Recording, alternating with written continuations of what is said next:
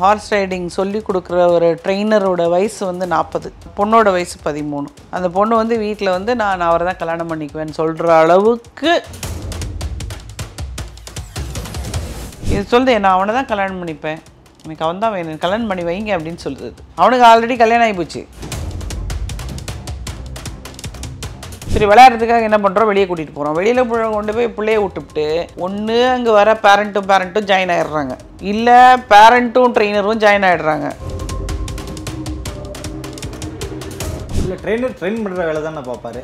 Training முடிஞ்ச பிறகு 2 குழந்தைங்க ப்ளஸ் அந்த 27 வயசு பையன் ஓடி போயிட்டாங்க. என்ன கம்ப்ளைண்ட் கொடுத்தா எப்படியா இருந்தாலும் தன்னுடைய பெண்களுடைய வாழ்க்கை பாதிக்கப்படும் அப்படிங்கிறதுக்காக பேரண்ட்ஸ் நிறைய பேர் வெளியில் வரமாட்டாங்க.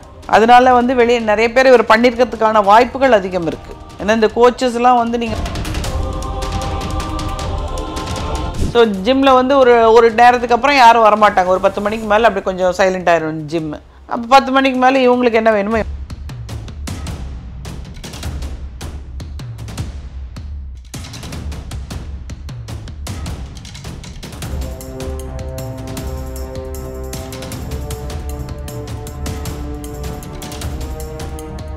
ரியலோன் நேயர்களுக்கு வணக்கம். இன்றைய சிறப்பு நேர்காணலுக்காக நம்முடன் இணைகிறார் டிடெக்டிவ் மாலதி மேடம் அவர்கள். வணக்கம் மேடம். வணக்கம் தம்பி. ரீசெண்டாக செய்தியில் வந்த விஷயம் ஒன்று, 10வது படிக்கிற பையனை ஒரு வாரமாக வீட்டிலேயே அடைச்சி வச்சு டியூஷன் எடுக்கிற டீச்சரை வந்து பலாத்காரம் பண்ணிட்டாங்க அப்படின்னு சொல்லிட்டு அப்புறம் கைதும் பண்ணிட்டாங்க அவங்கள. அப்புறம் ஒரு ட்ரிப்பு போன இடத்துல ஒரு ஹெட் மாஸ்டர் 10வது படிக்கிற பையன் கூட டுவேட் பாடி ஒரு மசாலா கலந்து ஒரு படத்தில் சொல்கிற மாதிரி அது போல் நடித்து முத்தம் கொடுத்து ஒரு வீடியோவும் டிக்டாக்ல வைரல் ஆகிட்டு இருந்தது. ஸோ இது போல் நீங்கள் ஹேண்டில் பண்ண கேஸில் ஸ்டூடெண்ட் டீச்சர் ரிலேஷன்ஷிப் ஏதாவது இருக்கா மேடம்? இது வந்து ஒரு ஹார்ஸ் ரைடிங் ஸ்கூலில் ஹார்ஸ் ரைடிங் சொல்லி கொடுக்குற ஒரு ட்ரெயினரோட வயசு வந்து 40, பொண்ணோட வயசு 13. அந்த பொண்ணு வந்து வீட்டில் வந்து நான் அவரை தான் கல்யாணம் பண்ணிக்குவேன்னு சொல்கிற அளவுக்கு அங்கே வந்து ரிலேஷன்ஷிப் ஓடிக்கிட்டு இருக்கு.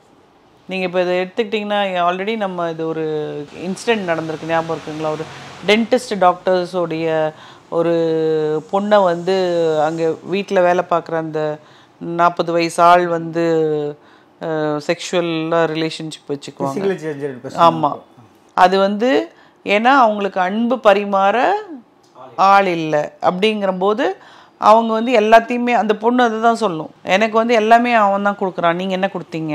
13 வயசு பொண்ணு. இது சொல்லுது. நான் அவனை தான் கல்யாணம் பண்ணிப்பேன், எனக்கு அவன் தான் வேணும், கல்யாணம் பண்ணி வைங்க அப்படின்னு சொல்லுது. அந்த அளவுக்கு அவன் மயக்கி வச்சிருக்கிறான். அவனுக்கு ஆல்ரெடி கல்யாணம் ஆகி போச்சு. அதுன்னு சொன்னாலும் இல்லை பரவாயில்ல அவனை தான் கல்யாணம் பண்ணிப்பேங்குது. இது அடலசன்ட் ஏஜில் நீங்கள் என்னத்தை சொல்லுவீங்க இந்த பிள்ளைகிட்ட? அடலசன்ட் கூட சொல்ல முடியாது, ஒரு குழந்தை. அப்போது அது ஆக்சுவலாக வந்து he was arrested.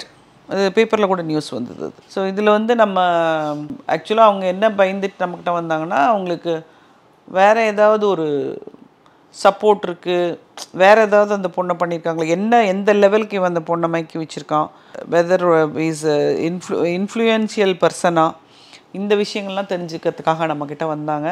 எல்லாம் நம்ம எடுத்து கொடுத்தோம். ஆரம்பத்தில் நான் சொன்னேன் போலீஸில் போய் கம்ப்ளைண்ட் கொடுக்கலாம் வாங்க சார் ஐஎல்பி விட்டுன்னு.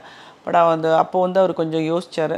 அதுக்கப்புறம் அவரே மனசை தைரியப்படுத்திட்டு போய் அவரே கம்ப்ளைண்ட் கொடுத்து அந்த கேஸில் பார்த்தீங்கன்னா அந்த ட்ரெயினர் வந்து இந்த பொண்ணு மட்டும் இல்லை, அவங்க வந்து ஹார்ஸ் ரைடிங் சொல்லி கொடுக்கறதுக்கு ஒரு இடத்த வாடகைக்கு எடுத்து வச்சுருக்காங்க. வாடகைக்கு எடுத்த அவங்க ஒய்ஃப், அந்த வாடகை கொடுத்தாரு இல்லையா, அவங்களோட ஒய்ஃபு அவங்க குழந்தைகிட்டையுமே இந்த ரிலேஷன்ஷிப் வச்சுருந்துருக்கான். ஸோ அவர் கோச்சரில் ப்ளே பாயாக தான் இருந்தார். ஆமாம், ப்ளே பாயாக தான் இருந்தார்.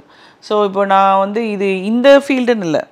ஸோ நீங்கள் டீச்சர் ஸ்டூடெண்ட்டுன்னு சொன்னீங்க. So this is also teachers, இது ட்ரெயினர் ஸ்டூடெண்ட்டு. அகெயின் நீங்கள் பார்த்தீங்கன்னா ஷட்டில் கோச்சிங் சென்டர் இருக்குது பாருங்கள், அங்கே அந்த ஸ்கேட்டிங்கு, இந்த வீட்டில் வச்சுக்காமல் வீட்டில் பிள்ளைங்க இருந்தால் தொந்தரவு பண்ணுறாங்கன்னு சொல்லிவிட்டு வீட்டில் வந்து பெரியவங்க வந்தால் அந்த பிள்ளைகளை வந்து கவனிச்சுக்குவாங்க, நம்ம வந்து பெரியவங்கள வெளியே போகணுன்னு சொல்லிட்டுறோம். அப்போ நாம் வந்து ஒரு இண்டிவிஜுவல் லைஃப் வாழ்கிறதுக்கு ஆசைப்படுறோம். அப்போ என்ன பண்ணுறோம், நம்ம பிள்ளைங்களை வீட்டில் வச்சுட்டு என்ன பிள்ளை வீட்டில் ஒத்த பிள்ளையா எப்படி இருக்கும், விளையாடணும்ல, சரி விளையாடுறதுக்காக என்ன பண்ணுறோம், வெளியே கூட்டிகிட்டு போகிறோம். வெளியில் கொண்டு போய் பிள்ளைய விட்டுவிட்டு ஒன்று அங்கே வர பேரண்ட்டும் ஜாயின் ஆகிடுறாங்க, இல்லை பேரண்ட்டும் ட்ரெயினரும் ஜாயின் ஆகிடுறாங்க. ஸோ பிரச்சனை வந்து என்னென்னா நம்மளுடைய அந்த குடும்பம் கூட்டு குடும்பம் என்கின்ற கலாச்சாரம் சிதைந்த பிறகு நாம் வந்து இந்த மாதிரி ஒரு பிரச்சனைகளுக்குள்ளெல்லாம் வாலண்டரிலி நம்ம இன்வால்வ் ஆயிடுறோம். வீட்டில் விளையாடுறதுக்கு ஆள் இருந்தால் பிள்ளை ஏன் வெளியே விளையாட போகுது? எல்லா பிள்ளைங்களும் வந்து பெரிய ஷட்டில் டோர்னமெண்ட் வின் பண்ண போகிறதுல இதில் இவங்களுக்கு வந்து மெயினாக என்ன, ஐயோ வீட்டில் வச்சுருந்தா இதை மேய்க்க முடியாது அப்படின்னு சொல்லிட்டு தான் நம்ம அங்கே கூட்டிகிட்டு போகிறோம். அங்கே போயிட்டு நாம மேய்ஞ்சிட்டு வரோம். இல்லை ட்ரெயினர் பேரண்ட் அப்படியான ஒரு ரிலேஷன்ஷிப் இருக்கு, நிறைய கேசஸ் இருக்குது. இல்லை இது வந்து பார்த்திங்கன்னா அவங்க கொண்டு போய் விட்டுட்டு அவங்ககிட்ட பேசிக்கிட்டு இருக்கிறது கொஞ்ச நேரம். இல்லை ட்ரெயினர் ட்ரெயின் பண்ணுற வேலை தானே பார்ப்பாரு. ட்ரைனிங் முடிஞ்ச பிறகு அவங்க வீட்டுக்கு வந்துட்டு போகிறாங்க. வீட்டுக்கு வராமல் அங்கேயே உட்காந்துருந்தா அதுக்கப்புறம் அது டெவலப் ஆயிடுது. இந்த கிளாஸ் வந்து ஈவினிங் தானே, கூட பசங்க இருக்காங்க, அது ஈவினிங் கிளாஸ் தானே, அப்படின்ற ஒரு ஈவினிங் கிளாஸ் தானே அது. ஈவினிங் வந்து பையனோட போகிறோம், அதுக்கப்புறம் காலையில என்ன பண்ணுறோம், ஒரு நம்பர் ஷேர் ஆகிடுது. மார்னிங்கு கோச்சிங் இருக்குது, ஈவினிங் கோச்சிங் இருக்குது, இடைப்பட்ட காலம் அங்கே கான்டாக்ட் உருவாயிடுது. பேரண்ட்டும் ஆகிடுவாங்க. ஒரு மதரு ஒரு ஃபாதரு வராங்க, அவங்க 2 பேருக்கும் கான்டாக்ட் ஆகி போயிடுது. எதனால் இது அங்கே நடக்குது மேடம்? அந்த கோச்சிங் சென்டர் என்ன மாதிரி, எதனால் அப்படி ஷேர் ஆகுது மேடம்? அதான் இவங்க உட்காந்து பேசி இவங்க வந்து அதாவது என்னென்னா, இல்லை ஒரு பேசுனாலே ஒரு ரிலேஷன்ஷிப் உருவாக்குறாங்க. ஒரு பேசுறதுன்னா இவங்க என்ன பண்ணுவாங்கன்னா இவங்களுடைய துக்கங்கள் இவங்க ஷேர் பண்ணுவாங்க. எங்கள் ஹஸ்பண்ட் இப்படி பண்ணவே இல்லை பாருங்கள் சார், நீங்கள் வந்து உங்கள் பையனை கூட்டிகிட்டு வந்து விடுறீங்க அப்படின்வாங்க. அப்படியே அந்த சிம்பத்தியில் ஸ்டார்ட் ஆகும், அப்படியே ஒன்றா மெதுவாக ஸ்டார்ட் ஆகி என்னை எங்கள் வீட்டுக்கார் இப்படி திட்டினாருன்னுவாங்க. சுச்சோ அப்படின்னு வர அவர். இந்த மாதிரி நான் இன்றைக்கி வந்து சமைச்சு வச்சுருந்தேன் டிஃபனு, அந்த டிஃபன் பிடிக்கலன்னு சொல்லி மூஞ்சிலே தட்டை விட்டெறிஞ்சிட்டாருன்னுவாங்க. ஸோ இந்த மாதிரி ஒரு சின்ன சின்ன விஷயங்கள சொல்லி அவர் வந்து இவங்களுக்கு ஆறுதல் சொல்ல போய் ஆறுதல் வந்து காதலாக மாறிடும். அது தவறானது நட்பு முறைன்னு அவங்களுக்கு தெரிய மாட்டேங்குது. அது பெருசாக டெவலப் ஆகிடுன்னா 2 பேருக்கும் பிள்ளை இருக்குது, 2 பேர் தானே பிள்ளைய கொண்டாந்தாங்க விட்றாங்க, அவங்களுக்கு தெரியாதானே அவங்களுக்கு குழந்தை இருக்குன்னு. இந்த பேசியே வந்து பேசுறது தான் மிகப்பெரிய பிரச்சனையே. அதாவது எனக்கு வந்து இந்த பிரச்சனை இருக்குது, இந்த பிரச்சனை இருக்குது, இந்த பிரச்சனை இருக்குதுன்னு சொல்ல எதிராளி வந்து அச்சிச்சோ உனக்கு இந்த பிரச்சனை இருக்கா, அச்சிச்சோ உனக்கு இந்த பிரச்சனை இருக்கா, நான் வந்து எப்படி பார்த்துக்க மாட்டேன்னா நான் எப்படி பார்த்துக்குவேன் அப்படின்னு சொல்லியே இது வந்து காதலாக மாறிடுது. இப்போ இன்னொரு இது நீங்கள் சொல்லும்போது இன்னொரு கேஸ் எனக்கு ஞாபகம் வருது. இதில் என்னென்னா ஹஸ்பண்ட் வந்து நல்லா சம்பாதிக்கிறார். அவர் வந்து உழைப்பு வீட்டுக்கு வந்து சம்பாரித்து கொண்டு வந்து கொட்டிடணும், அப்படி சம்பாரித்து அப்படி கொடுப்பாரு. எல்லாத்தையும் பொண்டாட்டி கையில் தான், சொத்து பொண்டாட்டி பேரில் தான், கேஷ் எவ்வளோ இருக்குன்னு அவருக்கு தெரியாது, எல்லாம் இந்த அம்மா கிட்ட தான். ஆனால் பொண்டாட்டிக்கு உடம்பு சரியில்லையா கேட்பாரா, சாப்பிட்டியா கேட்பாரா, அதெல்லாம் எதுவுமே கேட்க மாட்டார். பணம் கொடுத்தாச்சு எல்லாமே கிடச்சிருச்சு அப்படின்னு அவர் நினச்சிட்டார். ஆனால் எதிர் வீட்டு ஒரு பையன் 27 வயசு பையன், இந்த அம்மாவுக்கு 35 வயசு வந்து உட்காந்து, ஐயோ உங்களுக்கு தலைவலிக்குதா, நான் போய் உங்களுக்கு மாத்திரை வாங்கிட்டு வரேன், உங்களுக்கு காய்கறி வேணுமா நான் வாங்கிட்டு வந்து தரேன் அப்படின்னு சொல்லி இவங்க 2 பேருக்கு ஒரு பெரிய ரிலேஷன்ஷிப் உருவாகி கடைசியில் குழந்தையும் கூட்டிக்கிட்டு இந்த பையனையும் கூட்டிகிட்டு ஓடி போயிடுச்சு. 2 குழந்தைங்க ப்ளஸ் அந்த 27 வயசு பையன் ஓடி போயிட்டாங்க. அதை கண்டுபிடிக்கிறதுக்கு எங்கிட்ட வந்தாங்க. இல்லை எங்கே இருக்காங்கன்னா இல்லை என்ன இது எங்கே இருக்காங்கன்னு கண்டுபிடிக்கிறதுக்கு வந்தாங்க. கண்டுபிடிக்க வந்து பார்த்தா எதிர் வீட்டு பையனே இல்லையே அப்படின்னதுக்கப்புறம் ஆமாம் எதிர் வீட்டு பையன் இல்லை. அப்போ எதிர் வீட்டு பையனுடைய சோர்ஸ் எங்கே, அவன் வீட்டில் தான் கொண்டு போய் வச்சுருந்தான் கேரளாவில். இங்கேருந்து அங்கே போய் தூக்கிட்டு வந்தோம் நாங்கள். கூப்பிட்டு வந்துட்டாங்களா மேடம்? அப்புறம் அது ஒரு பெரிய கட்டுக்கோப்பான குடும்பம், மொத்த குடும்பமே வந்துருச்சு, வந்து பிடிச்சி இழுத்துட்டு வந்துட்டாங்க. நாங்கள் இடத்த கண்டுபிடிச்சிட்டோம், அவங்க கூட்டிகிட்டு வந்துட்டு கடைசியில் அந்த அம்மாவுக்கு கழுத்தில் வெறும் மஞ்சள் கயிறை போட்டுட்டு இப்படியே இரு, உனக்கு எதுவும் இனிமேல் பவர்ஸே கிடையாது கையில்னு சொல்லி கொண்டு வந்து வச்சுட்டாங்க. இல்லை அது ஒரு அக்செப்டன்ஸ் எப்படி மேடம் விட்டுட்டு இல்லை இல்லீகல் ரிலேஷன்ஷிப்பில் இருக்காங்க, ஸோ அந்த கணவருக்கு எப்படி ஒரு அக்செப்டன்ஸ் வருது? குடும்ப கௌரவம். அதுக்கப்புறம் போக மாட்டாங்கன்னு ஒரு எண்ணம் தாட்டு வருதுன்னா என்ன காரணம்? இல்லை அவங்க அந்த லேடியும் வந்து நான் போகலைன்னு சொல்லிட்டாங்க. பட் இருந்தாலும் இவங்க வந்து எந்த பவர்ஸுமே அவங்களுக்கு கொடுக்காம வச்சுருந்தாங்க. எப்படி நீங்கள் கொடுப்பீங்க சொல்லுங்கள்? குழந்தைங்களையும் எல்லாம் கூட்டிகிட்டு ஓடி போயிட்டாங்க. இப்போ இந்த ஹார்ஸ் ரைடிங் கோச்சர் கடைசியில் அது கேஸ் என்ன மேடம் வச்சு அந்த பொண்ணு ஓகே பண்ணிட்டாங்களா இல்லை பிரித்து கொடுத்தாங்க? அது வந்து போலீஸ் கேஸ் ஆகி இது இவர் அரெஸ்டட். எங்கிட்ட அந்த ஃபோட்டோ கூட இருக்குது. அந்த பொண்ணு இப்போ எப்படி மேடம் இருக்காங்க? அந்த இதில் நான் என்ன சொல்ல வரேன்னா அங்கேயும் பணம் தான். பேரண்ட்ஸ் 2 பேருமே வேலைன்னு போய்ட்றாங்க. வீட்டில் வந்து பாட்டி இருக்காங்க. கோச்சிங் கிளாஸ்க்கு பார்த்தீங்கன்னா டிரைவர் வந்து கூட்டிகிட்டு வருவார். அப்போ இங்கே எங்கே பாசமே கிடையாது. காலையிலேருந்து ராத்திரி வரைக்கும் அப்பாவும் அம்மாவும் வேலை. வீட்டில் பாட்டி என்ன பண்ணுவாங்க, டிவி பார்த்துக்கிட்டு இருப்பாங்க. இல்லை அந்த பாட்டி சொன்னால் தான் இந்த பொண்ணு கேட்டுருமா, அது கேட்காது. அடுத்தது இப்போ இதுக்கு கோச்சிங் கிளாஸ் சேர்த்ததோடு சரி, அதுக்கப்புறம் டிரைவர் தான் போகிறது, ஃபீஸ் கட்டுறதும் டிரைவர் தான் கொண்டு போய் கட்டுறாரு. அப்போ அங்கே என்ன நடக்குதுன்னு உங்களுக்கு எப்படி தெரியும்? இப்போல்லாம் நீங்கள் கோச்சிங் போனீங்கன்னா போய் உட்காரணுன்றோம் பேரண்ட் உட்காந்தா பேரண்ட்டும் காணாமல் போயிடுறாங்க, இல்லை பேரண்ட்டும் கோச்சு காணாமல் போயிடுறாங்க. ஸோ ஒரு மைண்டில் வந்து நான் இப்படி தான் வாழ்க்கையை நடத்தணும், நான் இப்படி தான் இருக்கணுங்கிற ஒரு நெறிமுறையோடு வாழ்ந்தால் மட்டும்தான் இன்றைக்கி காலகட்டத்தில் நம்ம பழையபடி நம்ம தமிழ்நாடு கல்ச்சர் நிலைக்கும், இல்லையேல் சிதைந்து விடும். ஏன்னா இது ஒரு பெரிய பிரச்சனையாகவே தான் இருக்குது. இப்போ யூஎஸில் பார்த்தீங்கன்னா முன்னெல்லாம் வந்து அவங்க ஒரு 2-3 லைஃப் பார்ட்னர்ஸ் இருப்பாங்க அங்கெல்லாம். ஸோ எங்கள் அப்பா சவுதியில் இருக்கும்போது அவங்களுக்கு 25th வெட்டிங் ஆனிவர்சரி அப்போது ஒரு அமெரிக்கன் லேடி வந்து உங்களுக்கு ஆனிவர்சரியாமே நான் வந்து உங்களுக்கு கேக் செய்கிறேன்னு சொல்லியிருக்காங்க. எத்தனாவது ஆனிவர்சரின்னு கேட்டதுக்கு எங்கள் அம்மா 25th 25 years with same husband அப்படின்னாங்களாம். அதாவது 25 வருஷம், நம்ம ஊரில் 50 வருஷம் 60 வருஷம் வாழ்கிறாங்கன்றதெல்லாம் அவங்களுக்கு தெரியாது. ஆனால் இதை கற்றுக்கிட்டு போய் இன்றைக்கி என் ஃப்ரெண்ட்ஸ் வந்து நாங்கள் 150 பேர் இன்ஜினியரிங் படித்தோம் இந்துஸ்தான் காலேஜில். என்னோடய ஃப்ரெண்ட்ஸ் 100 பேருக்கு யூஎஸில் தான் இருக்காங்க. அவங்க சொல்கிறாங்க நம்மளை பார்த்து அவங்கெல்லாம் மாறிட்டாங்க. அங்கெல்லாம் 25 வருஷம் 30 வருஷம், இப்போ நான் இன்ஜினியரிங் முடித்து 30 வருஷம் ஆயிடுச்சு. 30 வருஷமாக ஒன்றா சேர்ந்து வாழக்கூடிய ஆளுங்க அங்கே இருக்காங்க. ஆனால் இங்கே வந்து பார்த்தா எதை கேட்டாலும் டைவர்ஸ்ன்றாங்க.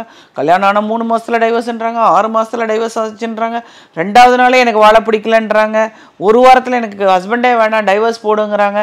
இதெல்லாம் வந்து என்ன கலாச்சாரம் அப்படின்னு வந்து என் ஃப்ரெண்டு வந்து பையனுக்கு வந்து பொண்ணு பார்க்க வந்து இங்கே தான் இதே சோஃபாவில் இங்கே தான் வந்து உட்காந்தாங்க. நான் வந்து சொன்னேன், நீ தப்பு பண்ணுறமா, உன் பையன் வந்து குழந்த மாதிரி இருக்கான். இங்கெல்லாம் வந்து நம்ம பொண்ணுங்க பண்ணுறதுலாம் பார்த்தா அவ்வளோதான், அவன் முடிஞ்சு போனான். நீ தயவு செஞ்சு உன் பையன் அங்கே யாரையாவது பார்த்தானா ஓகேன்னு இருந்துச்சுன்னா அங்கேயே கல்யாணம் பண்ணி வச்சிரு. ஆக்சுவலாக நம்ம கல்ச்சரை வந்து வெளிநாட்டில் இருக்கவங்க ஃபாலோ பண்ணுறாங்க. நாம் நம்ம கல்ச்சரை தொலைச்சிட்டு பெருசாக வெஸ்டர்ன் கல்ச்சர்னு சொல்லி நம்மளை துளைத்து விட்டோம். இனி தேட போகிறோம். அந்த நிலைமை வந்துருச்சு. ஏன்னா நான் வந்து இந்த ஃபீல்ட் என்டர் பண்ணும்போது ஒரே ஒரு ஃபேமிலி கோர்ட், இன்றைக்கி 8 ஃபேமிலி கோர்ட்டு. அதை எதை வேணாலும் நினச்சா செய்யலாங்கிற மாதிரி இன்றைக்கி இருக்கிறோம். நம்ம செய்கிறது தவறா சரியா அப்படிங்கிறது நண்பர்கள்கிட்ட பேசணும், இல்லை நம்மளுடைய உறவினர்கள்ட்ட பேசணும், இல்லை பேரண்ட்ஸ்கிட்ட பேசணும், இல்லையா அண்ணனோ தம்பியோ அக்காவோ தங்கையோ யாராவது இருந்தால் அவங்கக்கிட்ட பேசணும். எப்போவுமே நம்ம செய்யக்கூடிய ஒரு விஷயத்த ஒரு 2 பேர்கிட்ட டிஸ்கஸ் பண்ணிவிட்டு அது சரியா தவறா அப்படிங்கிறத நீங்கள் வந்து கேட்டு தெரிஞ்சுக்கணும். அதுக்கப்புறம் you take your own decision. You are going to live your life. But ஆனால் நீ பண்ணக்கூடியது சமூகத்தில் தான் நீ இருக்க போகிற. அந்த சமூகத்திலேருந்து உன்னால் விலகி போய் இருக்க முடியுமா? கண்டிப்பாக இருக்கவே முடியாது. ஸோ ஒரு டிஸ்கஷன் சரி, இவங்க யார்கிட்டையுமே உன்னால் டிஸ்கஸ் பண்ண முடியலையா? இதுக்கு தான் நிறைய கவுன்சிலர்ஸ் இருக்காங்கல்ல, அங்கேயாவது போய் டிஸ்கஸ் பண்ணுங்கள். பட் ஒரு நண்பன்கிட்ட வந்து நீங்கள் சொன்னீங்கன்னா நண்பன் நல்லது கெட்டது கண்டிப்பாக உனக்கு சொல்லுவோம். உண்மையான நண்பனாக இருந்தால் உன்னோட நல்லது கெட்டதை சொல்லுவான். அதை ஏற்றுக்கக்கூடிய மனப்பக்குவம் நமக்கு வேணும். இல்லை நான் நெறிக்கட்டத்தனமாக நடந்துக்குவேன்னாக்கா அதை யாருமே ஒன்றும் பண்ண முடியாது. இப்போ நீ இந்த கேஸ் பார்த்தீங்கன்னா கோச்சாக இருக்கார்ல மேடம், அவர் வந்து மெச்சூர்டான வயசில் இருக்கார், அந்த பொண்ணு வந்து அண்டர். ஸோ இவர் அட்வைஸ் சொல்லி தன் பக்கம் வந்தாலும் அவர் சொல்லி இது பண்ணியிருக்கலாம். அவர் தானே வந்து பிரெயின் வாஷ் பண்ணுறாங்கன்னா என்ன இது, அவர் தான் பிரெயின் வாஷ் பண்ணுறது. என்ன காரணத்துக்கு அவர் ஃபார் செக்ஷுவல் அசால்ட் தான். நான் தான் சொன்னேன் ஏற்கனவே அவர் லீடர் மட்டும்தான். ஆமாம், ஆக்சுவலாக வேற 2 பேரையும் அவர் பண்ணியிருக்காரு. இந்த கேஸ் வந்ததுக்கப்புறம் இன்னும் எத்தனை பேர் கம்ப்ளைண்ட் கொடுத்தாங்கன்னு தெரியல. ஏன்னா கம்ப்ளைண்ட் கொடுத்தா எப்படியா இருந்தாலும் தன்னுடைய பெண்களுடைய வாழ்க்கை பாதிக்கப்படும் அப்படிங்கிறதுக்காக பேரண்ட்ஸ் நிறைய பேர் வெளியில் வரமாட்டாங்க. அதனால வந்து வெளியே நிறைய பேர் இவர் பண்ணியிருக்கிறதுக்கான வாய்ப்புகள் அதிகம் இருக்குது. ஏன்னா இந்த கோச்சஸ்லாம் வந்து நீங்கள் பார்த்தீங்கன்னா பெரிய எடுத்து பொண்ணு இல்லை மணி நீடட் ஓரியன்டாக கூட இதெல்லாம் பண்ணுறது. ஆமாம், அதுக்கும் இருக்குது. நீங்கள் இப்போ பார்த்தீங்கன்னா நிறைய ஜிம்மில் வந்து இப்போ உங்கள் ட்ரைனிங்காக வெயிட் ரிடக்ஷனுக்காக போவாங்க. அப்போ வந்து நான் இப்படி போஸ்ட் இப்படி பண்ணுங்க, இப்படி போஸ்டரில் நில்லுங்க, அப்போ தான் வந்து எக்ஸசைஸ் கரெக்டாக ஒர்க் அவுட் ஆகும், அப்போ தான் இந்த இடத்துல இருக்கக்கூடிய உங்களுடைய இது வெயிட் லாஸ் கிடைக்கும் உங்களுக்கு அப்படின்னு சொல்லி இவங்க டச் பண்ணி சொல்லி கொடுத்து அதுக்கப்புறம் அதுவே ஒரு உறவாக மாறிடுது உங்களுக்கு. ஸோ ஜிம்மில் வந்து ஒரு நேரத்துக்கு அப்புறம் யாரும் வரமாட்டாங்க. ஒரு 10 மணிக்கு மேலே அப்படி கொஞ்சம் சைலண்ட் ஆயிடும் ஜிம்மு. அப்போ 10 மணிக்கு மேலே இவங்களுக்கு என்ன வேணுமோ இவங்க பண்ணிக்கலாம். ஸோ கேட்குறது கஷ்டமான விஷயமா தான் இருக்குது. But that is happening. இல்லை இதில் 2 பேரில் யாருக்கு ஃபிசிக்கல் நீடட் அதிகமாக இருக்குது மேடம்? 2 பேருமே தான்.